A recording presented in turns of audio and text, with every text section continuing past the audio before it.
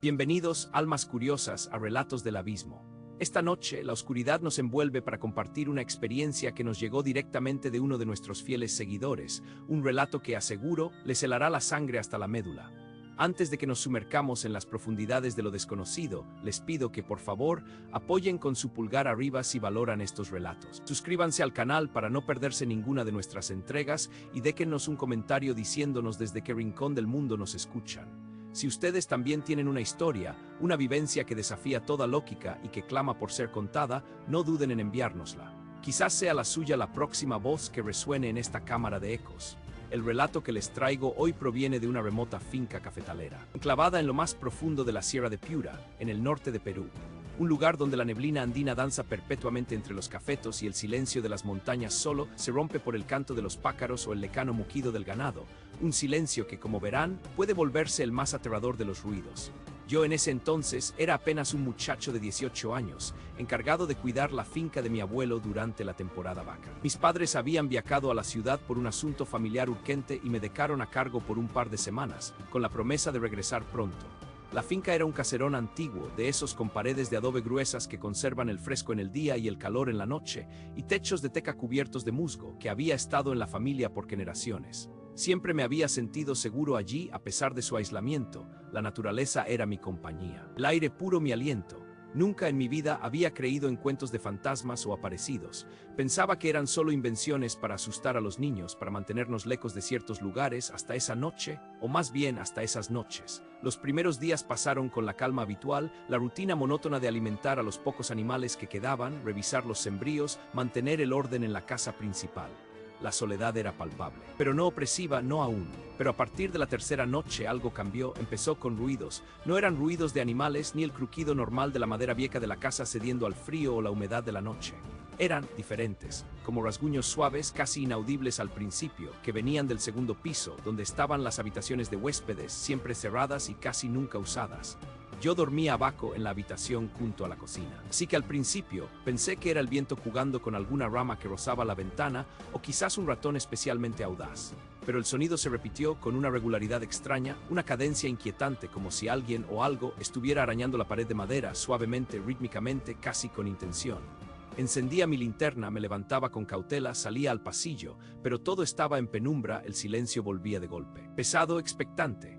Al día siguiente revisaba el segundo piso, buscando alguna señal, un arañazo, cualquier cosa que delatara la fuente de esos sonidos, pero nada. Las paredes estaban intactas, el polvo acumulado en las viejas alfombras del segundo piso no había sido perturbado.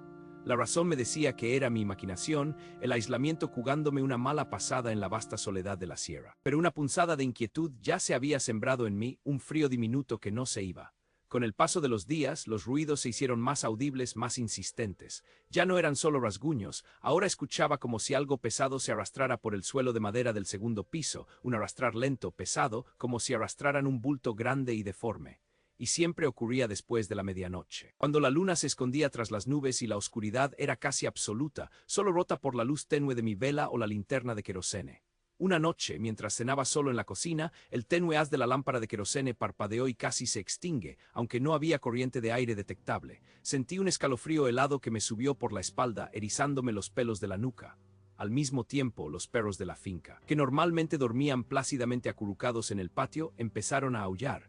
No un aullido cualquiera, sino uno de esos aullidos lastimeros, largos de miedo puro, apuntando con sus hocicos hacia las ventanas del segundo piso. Se levantaron con los pelos erizados y las orejas gachas, mirando fijamente hacia la casa, gruñendo en voz baja sin atreverse a acercarse a la puerta.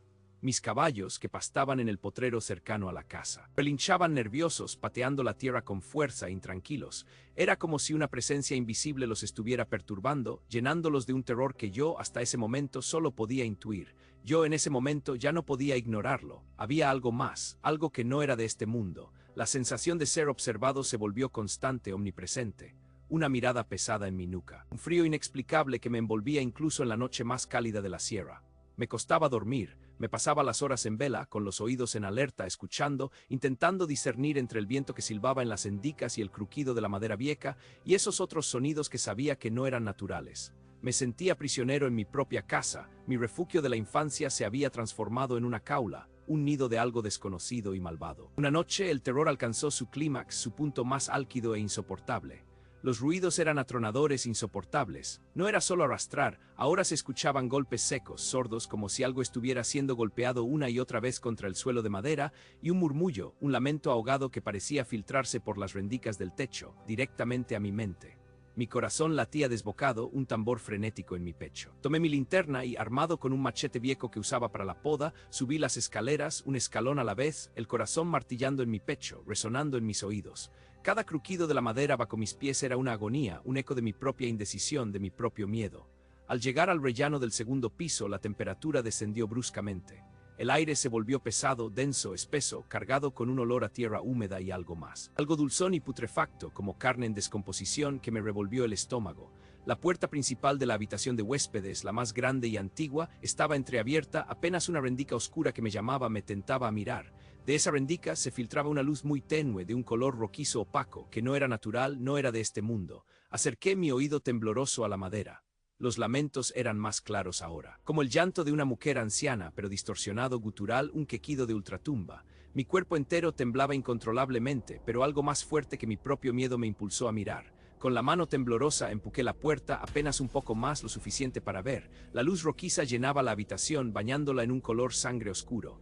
Y allí en el centro, flotando a pocos centímetros del suelo, estaba ella, una figura. No era de carne y hueso.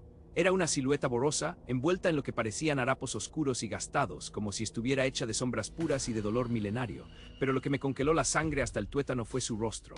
Era el rostro de una mujer anciana, surcado por arrugas profundas, como mapas de sufrimiento, pero desprovisto de ojos. Solo había cuencas vacías y oscuras, de donde parecía emanar esa luz rojiza opaca. Sus labios estaban pegados, como cosidos con hilo grueso, deformados, pero el lamento seguía saliendo de ella, un sonido hueco y desesperado que me taladraba el cerebro, prometiendo locura. Su cabeza se inclinó